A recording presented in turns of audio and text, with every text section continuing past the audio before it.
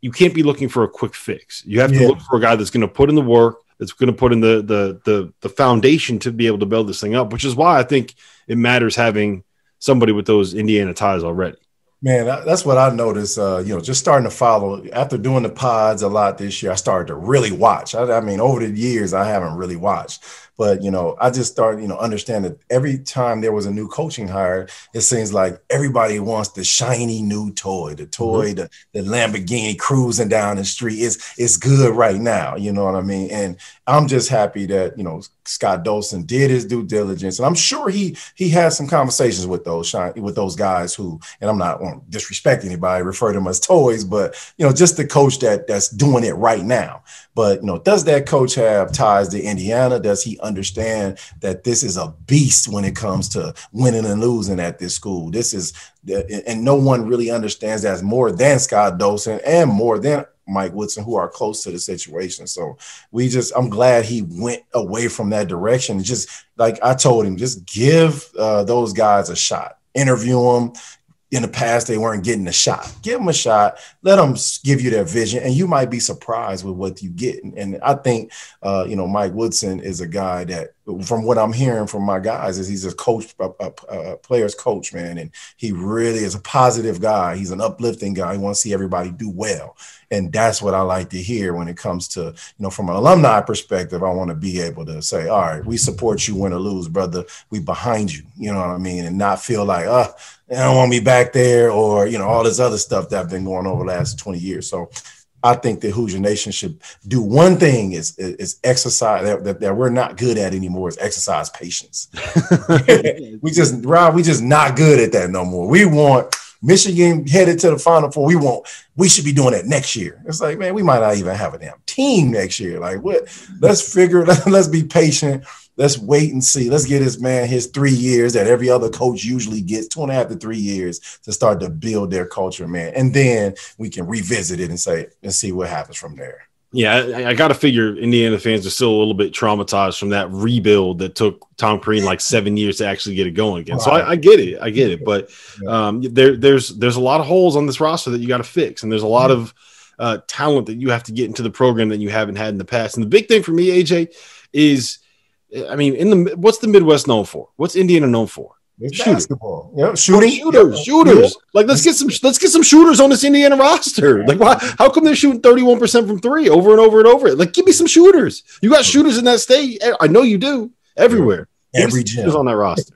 Every gym in high school, you find at least 2 or 3 6'4" guys on 6'5" guys on each team that can just line it up and knock it in. So, but like we talked about, even as coaches, you get brought into that. Oh, I got to get the best player. We know you got to get a 4-year player that surrounded they can surround a guy that might leave after next year, or that guy that trying to think, that Thomas Bryant, or that guys that were one and done. You got to continue to build that thing. And Indiana, I think that's why people love the idea of Brad Stevens coming, because he, to me, just watching Indiana basketball, he was the last coach that kind of built 4-year guys. And you notice that in those 2 Final Four runs, championship game runs. And, I think that's where Indiana has to be, and people hate that, a la Purdue. These are 4-year guys. They're going to be good for the next 3 years. And one guy might get a shot and, get full of themselves, put their name in, go to the league, but it's not going to be hard to recover from that. You know what I mean? So we got to get back to that. We got to get back in those gyms, and we got to find those shooters, and we got to develop them, and they got to knock that thing down at a clip, because you're watching this tournament game is all about that 3 ball and, extending those lead. All these teams left can stroke that ball. There's not one team left that can't shoot.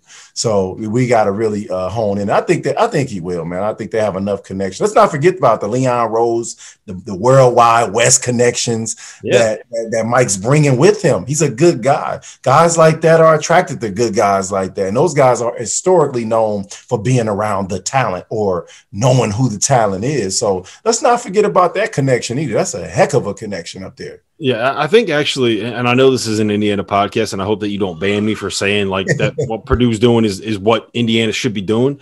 But you don't have to go out and get every single 5-star from the state of Indiana. You don't have to be in the mix with every 5-star out of Chicago, or every 5-star out of Detroit, or every 5-star out of Florida. Like what you want to do, like what what Villanova has done so well is they've gone out and they found the best guys that are kind of in that like just below one and done range to like top 100 range, and found guys that fit the culture that they want, identified the people that they want in their program that are also happen to be really good basketball players that are willing to put in the work and develop themselves, that are willing to put in the work and get better year over year over year, because they know if they stay there for 3 years, they're going to the NBA and they're going to have a shot to stick around for a long, long time.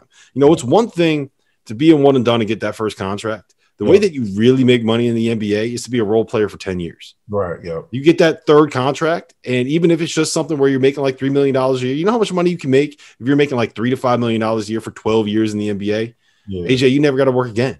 Your grandkids never have to work again. That's like that's life-changing wealth right there. So if you can sell people on that and sell people on the development and get the right people in your program that also happen to be good basketball players, like Purdue, that's what Purdue is doing right now. Like, look how those guys get better every single year. Yeah, every single season they're getting better, right? Like, look every year they're in the mix. Now, like, how much weight did he lose? He's great now. Yep. Every year they're in the mix. I mean, you can't discount that. I mean, I'm not, you know, I'm cheering for IU every time they line up against Purdue, but at the same time, it's like, hey man, what are you doing? Like, how are you, keeping that, being in the mix every single year? And I think it's pretty obvious they're going out and getting in those gyms, but their player development is really, really good. I don't know who's in charge of that or what they're doing, but that's another key for Mike Woodson is to bring guys in that can actually see the talent, see the ability, and take it to the next level. Yep. Keep those guys in the gym, create plans for those guys, show them where their weaknesses are, and said, this is what we're going to work on. This is how you're going to help us. So that's another key for Coach Woody. Yeah, and once you get to that level where the players start holding each other accountable, and the coaches don't have to worry about it, that's when you know you've hit the sweet spot where the freshmen are coming in and the seniors are saying, "No, we're not messing around. We're not going to this party tonight until you get your work in,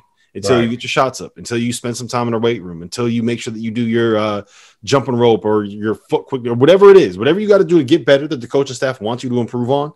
When the upperclassmen hold the freshmen accountable, that's when you know your program's rolling. That's when you're in a good spot. Yeah, that's what all those winning guys I've had on my podcast, that's what they've all talked about. It's about, the culture, it manifests itself. And once it does that, then the coach can just step back and say, Isaiah Thomas is going to get on Jim Thomas and Quinn Buckner is going to get on Scott May. It's not going to be Coach Knight. And I know Coach Knight and those coaches get a lot of credit for those teams, but those teams were anomalies when it comes to self-policing and doing the things necessary to win. They was all bought into that culture throughout that time period. So I think it's very possible. But the hardest thing for Coach Woody is going to be the patience.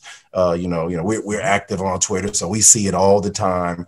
Everybody wants a different coach and XYZ, and everybody's upset. But I think that with this reset and what needs to happen at IU.